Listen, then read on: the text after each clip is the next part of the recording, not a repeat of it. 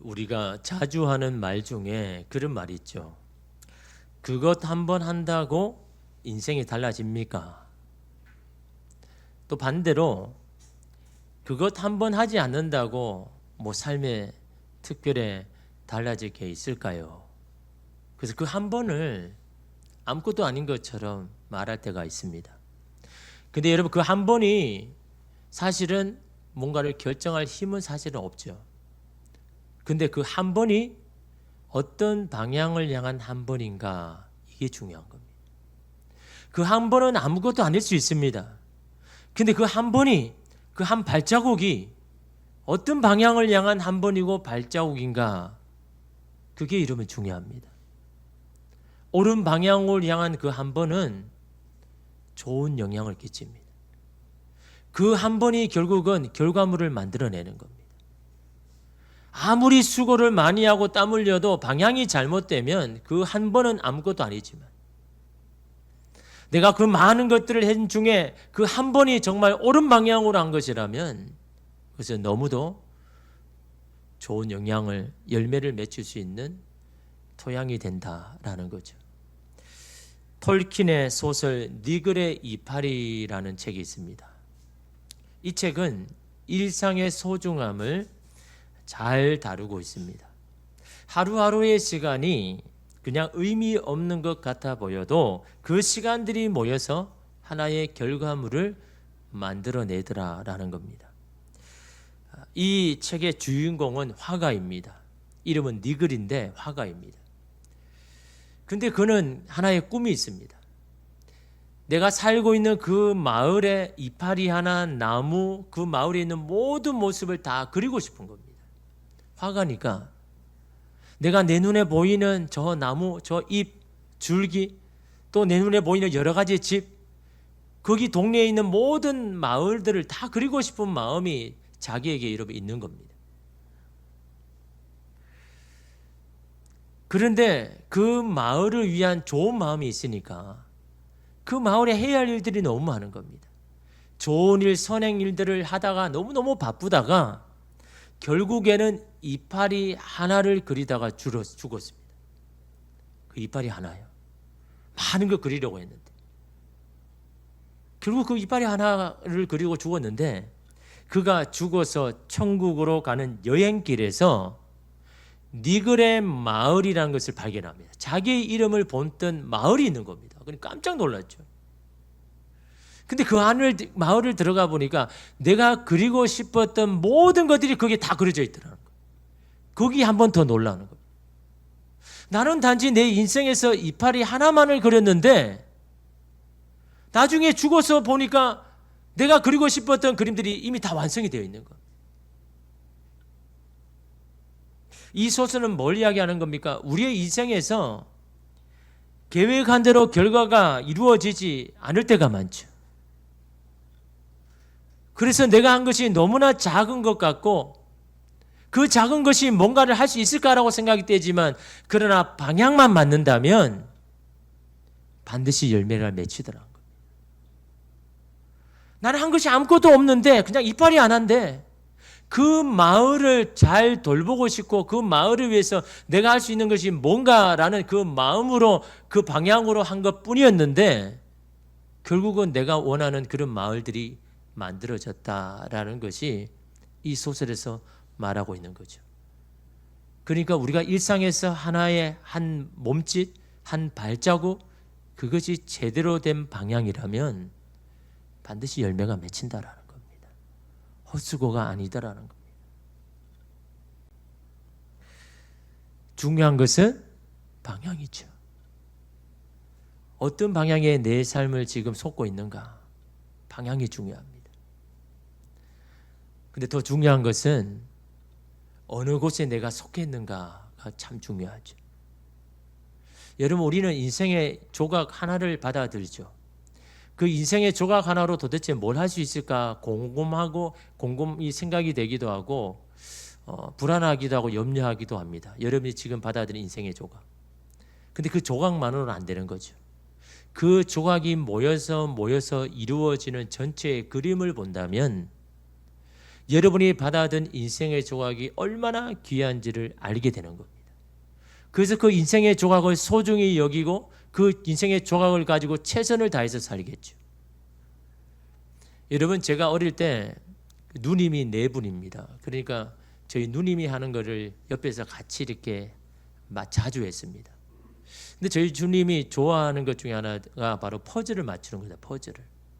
여러분 예전에 많이 해보셨죠? 뭐 한 100개부터 시작해서 500개, 1000개, 3000개. 저는 5000개까지는 해봤습니다. 그 조각이 5000개 되는 거를. 근데 여러분 이 퍼즐 조각을 어떻게 만듭니까? 처음에 굉장히 두꺼운 종이에다가 그리고 완성하고 싶은 그림을 프린트하잖아요. 대부분 뭐 유명한 화가들의 작품입니다. 그걸 이제 프린트해 가지고는 여러 조각으로 그렇게 찍죠. 그래서 자르죠. 그리고 흩어버립니다. 그래서 봉지에 이렇게 넣어가지고 이렇게 파는데 그것만 가지고 어떻게 맞춥니까? 그죠? 똑같이 거의 다 뭐 비슷비슷한데, 그런데 여러분 잘 할 수 있도록 뭡니까? 그 박스에 그림을 그려놓죠. 이 퍼즐의 완성된 그림은 이 그림입니다. 그 그림 보고 하나씩 맞춰가는 거죠. 그래서 이런 퍼즐이 완성되는 거잖아요. 그 하나의 조각 그거 가지고는 안 되는 겁니다. 완성된 그림 안에 있어야 거기에 맞춰가야 결국은 여러분 그림이 완성이 되고 열매를 맺히는 겁니다. 오늘 우리의 인생도 마찬가지입니다. 내 인생에 받아든 인생의 조각 그 하나만으로는 안 되는 겁니다. 하나님께서 계획하신 우리 인생의 전체의 그 그림 안에 있어야 그 한 조각이 아름다운 작품이 되는 겁니다.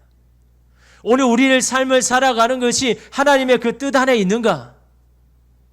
하나님의 그 작품 계획 안에 있는다는 건요, 그분의 뜻 안에 살아가는 겁니다. 내가 내 삶이 하나님이 원하신 그 뜻 안에서 내가 지금 살아가고 있는가? 하나님의 뜻 안에 있을 수 있는 가장 좋은 방법이 뭘까요? 어떻게 하면 하나님의 그 뜻 안에 내가 그 안에 거할 수 있고 그 안에서 살 수 있을까요? 그거는요, 관계입니다. 관계가 중요합니다. 하나님과의 좋은 관계만 있으면요, 우리는 그 주님의 뜻 안에 살아가게 되는 겁니다. 여러분 좋은 관계에 있을 때, 가정에서 좋은 관계에 있으면요, 내 삶이 그냥 잘 되는 것처럼 느껴지잖아요. 내 인생이 잘 가는 것 같아. 그 가족 안에서 관계가 좋으면요, 그냥 뭘 많이 안 해도 그냥 내가 든든해집니다. 이게 관계가 주는 힘이거든요. 관계가 좋으면요, 조금 약간 현실적으로 힘들어도 괜찮습니다. 그래서 관계가 주는 힘이 여러분 얼마나 여러분 대단한지. 근데 이 좋은 관계는 하루아침에 만들어지는 게 아니잖아요. 매일매일 서로에 대해서 알아갈 때 관계가 점점 깊어지죠. 아는 것이 많아지고 그 사람을 신뢰할 일들을 많이 경험할 때 관계는 좋아집니다. 하나님과의 관계도 마찬가지입니다. 매일매일 말씀과 기도로 하나님에 대한 지식과 뜻을 알아가고 말씀에 대한 순종으로 우리는 하나님을 경험하게 되는 겁니다. 하나님 어떻게 경험한다고요? 말씀에 순종할 때요. 그때 살아계신 하나님의 능력을 경험하게 되는 겁니다. 그 경험이 많아지면 많아질수록 하나님과의 관계가 굳건해지는 겁니다. 오늘 말씀도 마찬가지입니다. 하나님과의 관계가 어떻게 되어야 되는지를 잘 말씀합니다. 오늘 말씀은 11절부터 시작이 되는데요. 예수님께서 제자들과 함께 성전에 들어가셔서 많은 일들을 하고 저녁이 되어서 성전에서 나와서 베단이라는 곳에 제자들과 가는데 배가 너무 고픈 겁니다. 그래서 이 시장길을 해결하려고 주변을 돌아보니까 저 멀리에 입이 무성한 무화과 나무 한 그루가 있는 겁니다. 그래, 저기 가서 저기에 있는 열매를 맺어서 우리의 이 배고픔을 해결하자. 입이 많으니까 열매가 있지 않겠냐 생각을 한 거죠. 그런데 가까이 가서 보니까 잎만 무성하고 열매가 없는 겁니다. 그래서 예수님께서 그 나무를 향하여서 저주를 하시죠.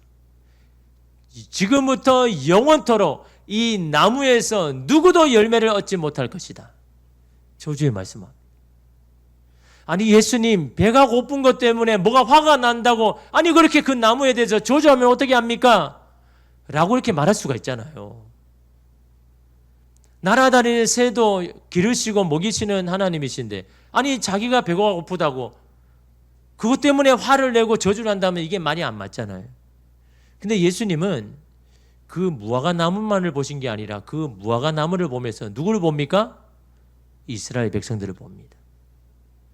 입이 무성한데 열매가 없는 무화과처럼 하나님에 대해서 열심은 있는 것 같은데 열매가 없는 겁니다. 하나님을 잘 섬기는 것 같은데 열매가 없는 겁니다.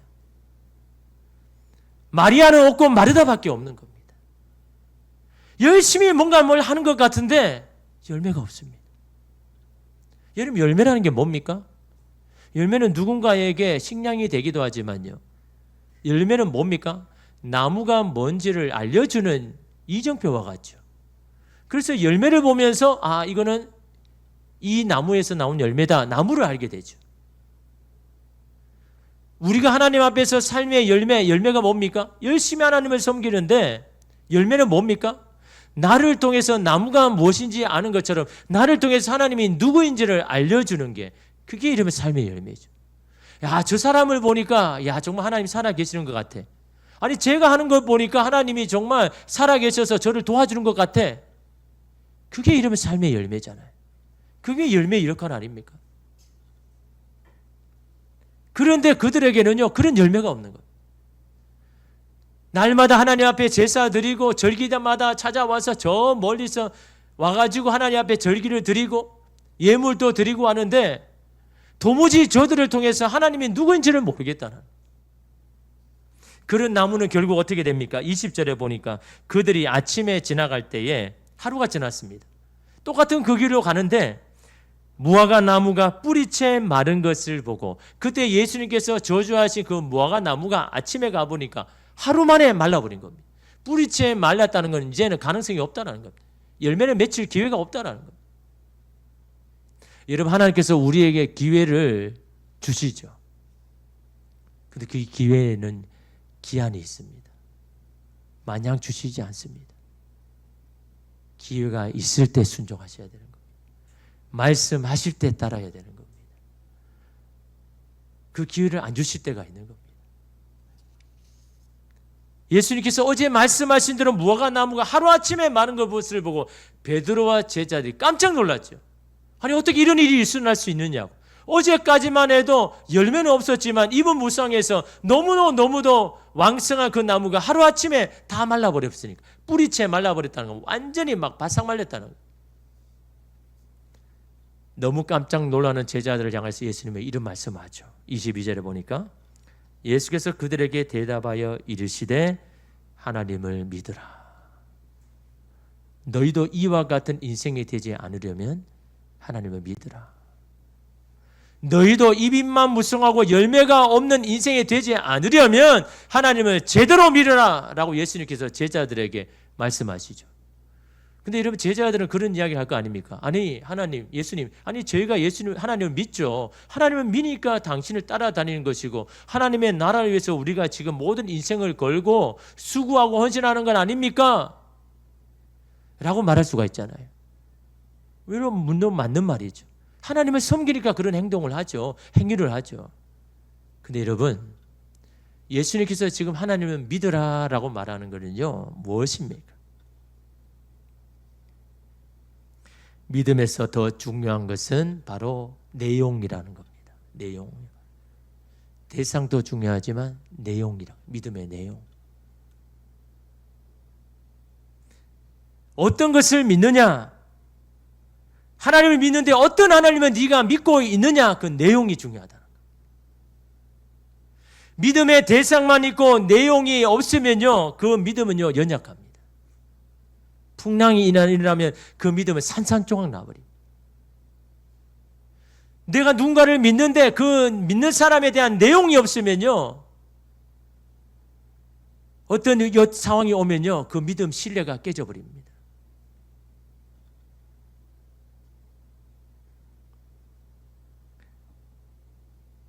믿음의 내용은 내가 믿고 있는 바를요 단단하게 만듭니다.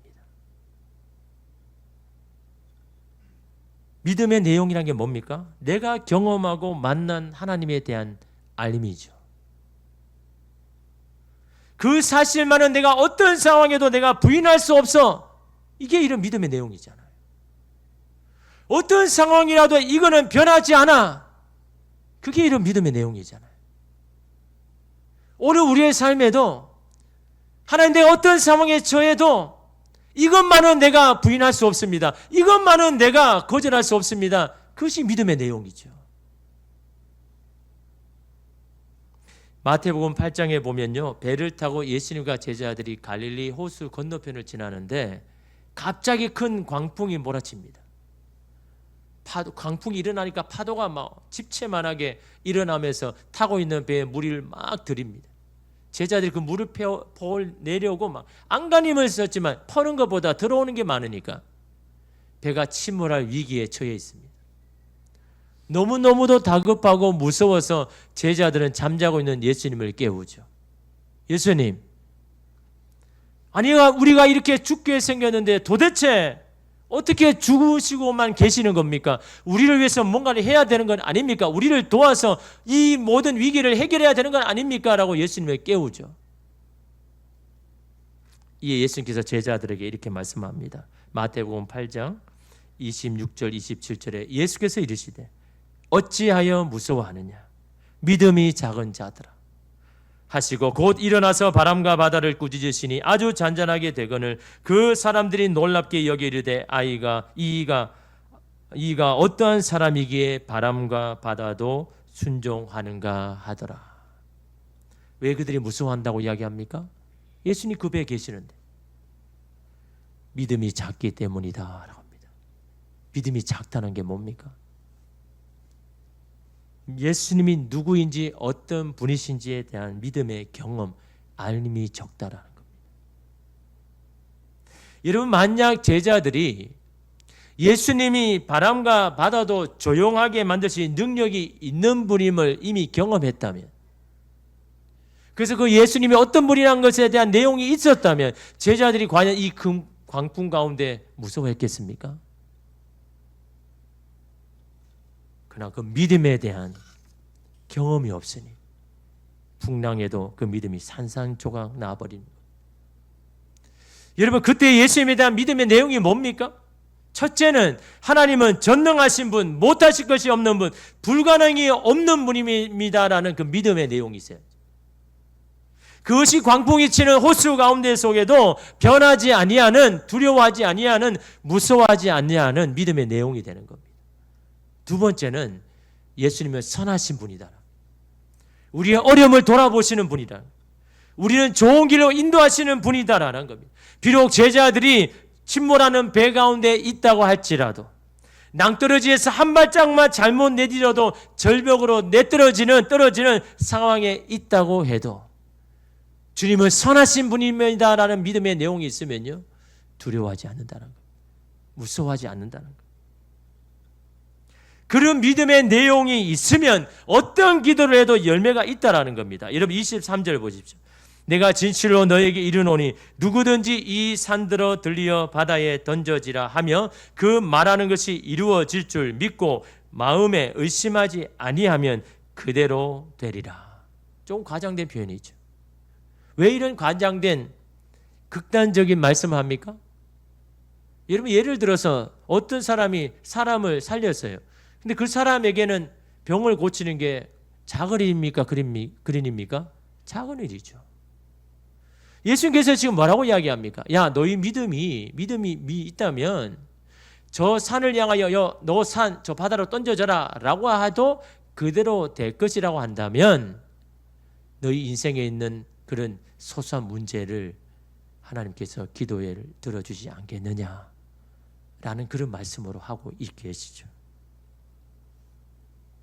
어떤 사람의 기도가 그렇다고 이야기합니까? 그 말하는 것이 이루어질 줄 믿고. 무슨 말입니까? 이미 경험이 있는 사람. 이 기도를 했을 때 예전에 하나님께서 이 기도에 응답하셔서 하나님이 해결해 주셨음을 그 경험이 있는 사람은 똑같은 그 문제를 가지고 기도할 때 의심하겠느냐라는 것. 의심 자체를 가지겠느냐라는 것. 아니 예전에 하나님께서 이런 기도를 했는데 하나님이 들어주셨습니다. 근데 그 기도를 내가 다시 이야기하는데 거기에 의심을 하겠느냐라는 거죠.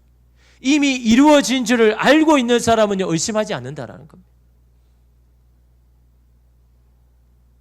이런 믿음의 내용, 경험이 있어야 한다라는 겁니다. 네가 하나님을 제대로 믿으려면 이런 경험이 있어야 된다. 이것이 열매를 맺는 인생이 되게 한다라고 말씀하시죠.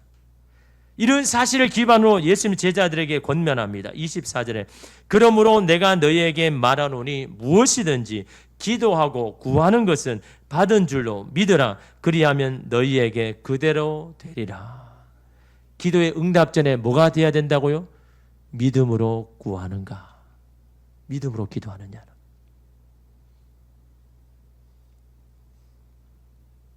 그런데 우리는 기도해 놓고도 의심하죠. 불안해합니다. 과연 이게 될까 안 될까? 기도를 해놓고도 왜 그럴까요? 기도에는요 믿음의 눈이 필요합니다. 무엇을 보고 기도하는지를. 추운 겨울 새들이 먹을 것을 찾아서 앙상한 나뭇가지에 매달려 있었는데 도무지 그 나무에서 먹을 것을 찾을 수 없게 되자 새들이 그 나무에서 떠나서 다른 곳으로 이동하려고 하는데 저 멀리 밑에서 보니까 한 달팽이가 힘겹게 그 나무를 오르고 있는 겁니다.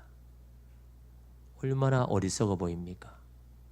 자기들은 지금 그 나무에 열매가 없는 걸 확인하고 그 나무를 떠나려고 하는데 아니 그 달팽이는 열매도 없는 그 나무를 밑에서부터 막 끙끙거리면서 오르고 있는 겁니다. 그래서 하도 불쌍해가지고 그 달팽이에게 알려주는 겁니다. 달팽아, 나무 위에는 아무것도 달려있지 않으니 수고하지 말고 그냥 내려가. 다른 곳으로 가. 라고 그렇게 이야기를 합니다. 그러자 달팽이가 이렇게 대답합니다. 그거 나도 알아. 근데 내가 저 나무 위에 올라가 있을 때쯤이면 열매가 달려 있을 거야. 여러분 달팽이는 왜 끙끙거리면서 올라갑니까? 열매도 없는데요. 뭘 보면서 여러분 올라가고 있습니까? 지금 보이는 나무가 아니라 내가 그 나무를 다 올랐을 때에 그 나무가 반드시 열매를 맺을 것이라는 그 믿음 가지고 그 나무를 오르는 겁니다. 지금 내 눈에 열매가 있어서 오르는 것이 아니라 나중에는 반드시 이 나무가 열매를 맺을 것이라는 믿음으로 그 나무를 오르고 있는 겁니다. 누군가 보기에는 그게 어리석은 행동일지는 몰라도 여러분 그것이 바로 열매를 얻게 되는 여러분 지혜로운 행동 아닙니까? 어떤 눈을 가지고 살아가느냐가 삶이 달라지는 겁니다. 보이는 대로 보고 살아가느냐 아니면 보이지 않지만 본 것처럼 믿고 살아가느냐. 그것이 바로 믿음인 겁니다. 여러분 인간은 두 가지 눈을 가지고 살아간다고 하죠. 보이는 것을 보는 눈과 보이지 않는 것을 보는 눈입니다. 믿음이 없는 사람이 뭡니까? 눈에 보이는 것만 보고 살아가는 사람이 믿음이 없는 사람이죠. 반면에 믿음의 사람은 뭡니까? 눈에 보이지 않는 것도 보며 살아가는 사람입니다. 두 가지 눈이 다 있는 겁니다. 보이는 것을 보며 살아가는 눈도 있고 보이지 않지만 보는 것처럼 보는 살아가는 이 두 눈을 가진 사람이 믿음의 사람인 겁니다. 여러분 인생의 가장 중요한 것은 보이는 겁니까? 보이지 않는 거죠. 사랑이나 행복이나 그게 다 보이는 겁니까? 손에 잡을 수 있는 겁니까? 인생에서 정말 중요한 것은요 안 보이는 겁니다. 근데 그 인생에 안 보인다고 그게 없다고 말합니까? 누구나 있다고 이야기하죠. 믿음은 보이지 않는 것을 보는 것을 믿음이라고 합니다. 보이는 것처럼 선택하고 행동을 하게 만드는 것이 믿음입니다. 그래서 그 믿음에 열매가 있는 겁니다. 그 믿음이 행동을 하게 하는 겁니다. 믿음의 행동을 하게 합니다. 그래서 이런 믿음과 행함이 함께 갈 때 열매에 맺히는 인생이 되는 겁니다. 그런데 결국 그 믿음과 행함은요 하나님과의 좋은 관계에서 온다는 겁니다. 그 관계에서 비롯된다는 것. 여러분, 사실 기도하는 것이 어려운 것이 아니죠. 기도가 어려운 이유가 뭡니까? 기도한 것이 이루어질 것이라는 믿음을 갖는 게 어려운 거죠. 대부분 기도한 후에도 여전히 염려하고 불안합니다. 왜 우리는 기도했음에도 불구하고 여전히 불안해합니까? 하나님에 대한 확신이 없기 때문에. 왜 확신이 없습니까? 하나님과의 관계가 없으니까. 하나님을 경험해 본 적도 없고 하나님과의 깊은 관계에 들어가 본 적이 없으니까. 그러니까 하나님에 대한 확신이 없습니다. 확신이 없으니까 기도해도 의심합니다. 불안해합니다. 과연 하나님께서 이 기도를 들어주실까? 여러분, 좋은 관계에 있고 하나님에 대한 확신이 있는 사람이 의심을 하겠습니까? 하나님, 당신은 내가 당신을 신뢰합니다. 나는 당신을 믿습니다. 그 믿음이 있습니다. 그러니 당연히 내가 이렇게 하지만 하나님 반드시 들어줄 거라 믿습니다. 라고 기도할 수밖에 없죠.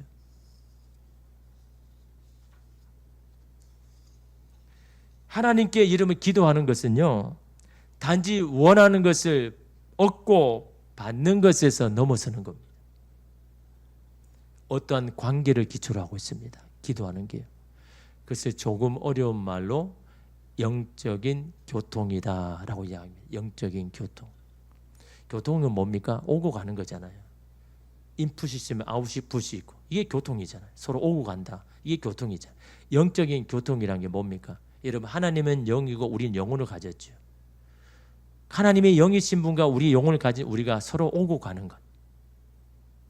그것이 이름 영적인 교통을 말하고 있는 겁니다. 그런데 하나님과 우리 사이에 무언가를 오고 가면 우리의 삶이나 기도 생활이 막 힘차고 생기가 넘칩니다. 근데 이게 막히면요, 기도 생활이 활발하지 못합니다. 신앙 생활이요, 위축되고 신앙 생활이요, 무기력해집니다. 오늘 말씀에는요, 그 관계가 막히는 예를 말씀합니다. 받은 줄로 믿고 구하면 그대로 되리라고 말씀하면서 갑자기 25절 말씀을 하죠. 이런 하나님과의 관계가 막히면 우리가 하나님 앞에 기도하는 것도 하나님 앞에 올라가지를 못하는 겁니다. 그래서 그 예를 말씀합니다. 25절에 보니까 서서 기도할 때에 아무에게나 혐의가 있거든 용서하라. 그리하여야 하늘에 계신 너희 아버지께서도 너희 허물을 사하여 주시리라 하시니라. 기도할 때 마음에 아무에게나 혐의가 있거든. 참 이게 어려운 내용이죠. 헬라어 성경에 보면요, 서서 기도할 때에 너희가 아무에게나 거스르는 어떤 것을 가지고 있거든 용서해라. 무슨 말입니까? 기도할 때 누군가 너의 마음에 거스르는 사람이 있다면, 마음에 걸리는 사람이 있다면 그것부터 먼저 풀고 와서 기도하라는 겁니다.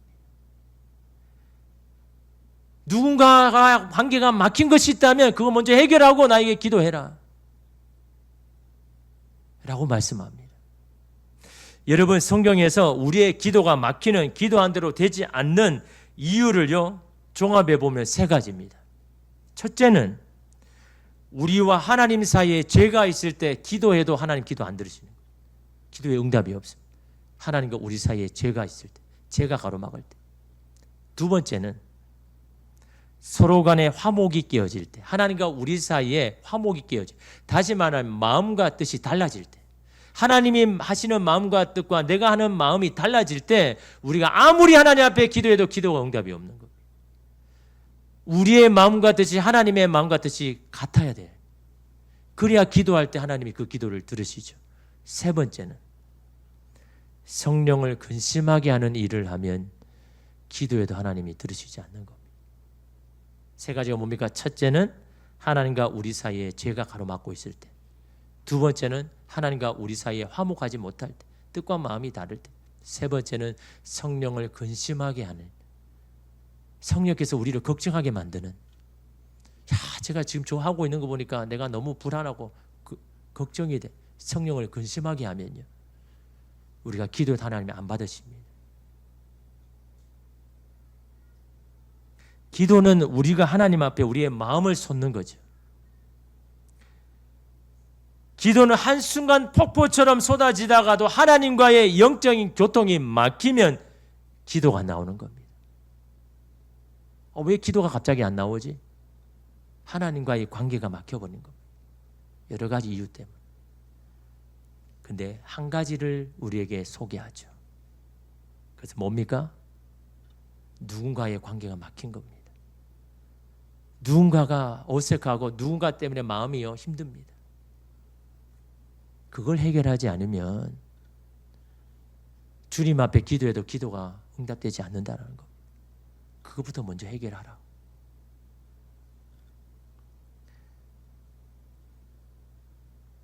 마음에 거스르는 걸 가지고 있지 말고 용서를 통해서 풀어서 그 사람과 네 사이에 막힘이 없게 하라. 이것이 하나님이 주신 겁니다. 그래야 하나님과의 관계도 막힘이 없게 되는 것이다 라고 하십니다.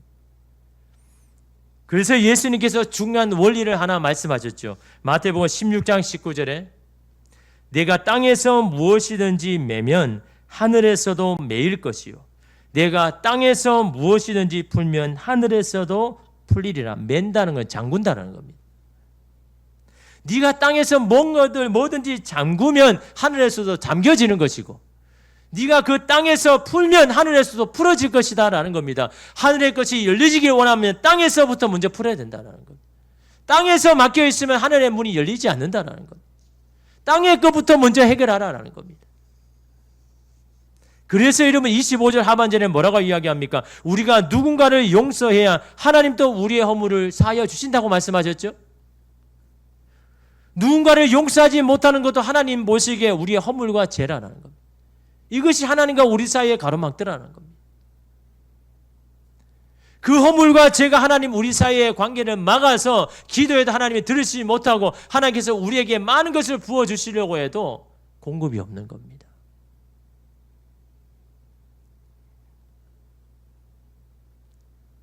마음 깊은 곳에서 누군가를 미워하고 있다면 우리가 끊임없이 기도를 한다고 해도 그 기도가 주님께 올라가지 않습니다. 우리가 누군가를 진심으로 용서하고 사랑할 때 하나님께서는 우리에게 다시 기도할 수 있는 은혜의 문을 열어주시는 겁니다. 하나님은 오늘 우리에게요 많은 것을 주기를 원하십니다. 하늘 문을 열셔서 위의 것들을 우리에게 부어주기를 원하십니다. 근데 우리가 우리의 마음이 다치면요 그것을 주실 수가 없는 겁니다. 왜 받지 못한다고 합니까? 구하여도 받지 못하면요 첫째는 구하지 않기 때문이고 두 번째는 잘못 구했기 때문에 자신의 정욕대로 구하기 때문에 잘못 구하지. 근데 중요한 것은요 마음이 막혀 있으면요 하나님께서 그 기도를 들으실 수도 없고 위에 많은 것들을 부어주시려고 해도 주실 수가 없는 겁니다. 기도 응답에 앞서 하나님과 여러분 사이에 가로막는 것이 있다면 그것부터 해결해야 합니다. 그것보다 더 앞서서 사람과 사람 사이에 가로막힌 것을 먼저 해결해야 합니다. 그리고 주님 앞에 기도해야 되는 겁니다. 열매 맺는 인생을 위해서는 하나님과 우리 사이에 아무것도 막힌 것이 없어야 됩니다. 여러분 주님 앞에 나가는데 꺼리낌이 있습니까? 주님 앞에 기도하는데 막힌 것이 있습니까? 그거 해결하지 않으면요 하나님께서 오늘 우리에게 많은 것들을 공급하실 수가 없는 겁니다. 아직 그 여러분 안에 용서하지 못한 부모님이 있습니까? 용서하지 못한 친척이 있습니까? 용서하지 못한 가족과 배우자가 있습니까? 그것을 먼저 용서할 때 하늘의 문이 열리는 겁니다. 그것을 용서하기 시작할 때 하나님께서 오늘 우리에게 좋은 것을 공급해 주시기를 시작하시는 겁니다. 여러분의 힘으로 할 수 없다면요 도움을 구하십시오. 하나님 내 마음으로는 그 사람을 용서하지 못합니다. 주님의 긍휼의 마음 주셔서 그 사람을 바라볼 수 있는 마음을 주시고 그 사람을 용서하고 품을 수 있는 마음을 주셔서 그 영혼을 위해서 기도할 수 있는 하나님 그 마음 오늘 우리에게 주십시오. 그런 자를 하나님은 긍휼히 여기셔서 하나님은 도와주시고 그 마음을 우리에게 주실 줄 믿습니다. 그런 주님을 여러분 바라며 오늘 여러분의 인생의 열매가 맺기를 원한다면요, 하나님과 우리 사이에 막힌 것 걷어치우고 또 사람과 사람 사이에 아직도 막혀있는 것이 있다면요, 주님 안에서 도움을 구함으로 해결하여서 하나님과의 영적인 교통, 하나님과의 깊은 그 관계 속에서 하나님으로 인해서 주시는 그 열매를 받아 누리는 저와 여러분 되시기를 주님의 이름으로 축복합니다. 기도하겠습니다. 주님, 자녀된 오늘 우리에게 하나님은 하늘 문을 여셔서 너무도 좋은 것을 주시기를 원하십니다. 위에 있는 신령한 것들을 오늘 우리에게 주셔서 오늘 우리의 삶이 생명으로 왕성하기를 원하시는데 혹시 우리의 마음에 막힌 것이 있습니까? 주님 앞에 나아가지 못하게 만드는 우리 안에 꺼리낌이 있습니까? 주님, 내 힘으로 할 수 없기에 주님 앞에 도움을 요청합니다. 주님 앞에 드립니다. 주님, 우리를 긍휼히 여기셔서 그 모든 막힌 것들을 다 열어 제칠 수 있는 용기와 힘과 지혜와 사랑과 마음을 주셔서 오늘 우리 안에 있는 닫힌 모든 것을 열고 주님 앞에 우리의 마음을 열고 기도할 때 하나님께서 오늘 우리에게 하늘의 좋은 것으로 부어주셔서 오늘 우리의 인생의 열매를 맺게 하실 줄 믿습니다. 그 하나님을 인정하며 고백하는 오늘 우리가 되게 하여 주시옵소서. 예수님의 이름으로 기도드립니다. 여러분, 오늘 우리는 하나님께서 선택하시고 부르셔서 이 땅에 살게 하신 하나님의 사람들입니다. 그러나 우리의 마음이 굳어져서 무뎌져서 하나님이 우리와 함께 하심에도 불구하고 그것을 인정할 수 없고 경험할 수 없다면 주님, 오늘 우리의 마음을 녹여주시고 풀어주셔서 하나님이 오늘 우리와 함께 하시고 오늘 우리에게 얼마나 좋으신 분인지를 우리가 알고 깨달을 수 있는 그런 믿음 오늘 우리에게 허락해 달라고 우리 그런 마음으로 주님 앞에 찬양하겠습니다.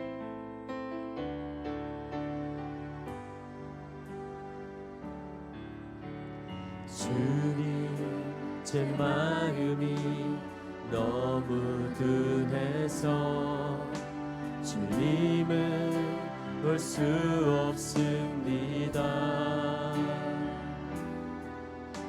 이 땅에 속하여 이 땅만 보다가 주님 손을 놓쳤습니다.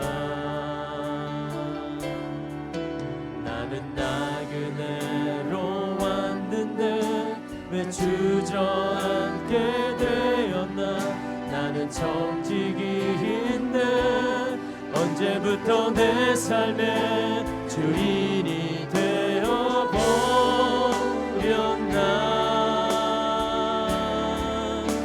믿음이 없이는 기쁘시게 못하나니 고된 수고도 다 헛될 뿐이라. 믿음이 없어서 무너진 삶의 모든 자리에 다시 주님은 우리의 믿음 없음을 주님 앞에 고백하겠습니다. 믿음이 없이는 기쁘시게 못하나니 고된 수고도 다 헛될 뿐이라. 믿음이 있어서 무너진 삶의 모든 자리에 다시 주님을 기다. 한 번 더 고백합니다. 믿음이 없이는 기쁘시게 지금 그 믿음 우리에게 허락하여 주시옵소서. 다 헛될 뿐이라. 믿음이 없어서 무너진 삶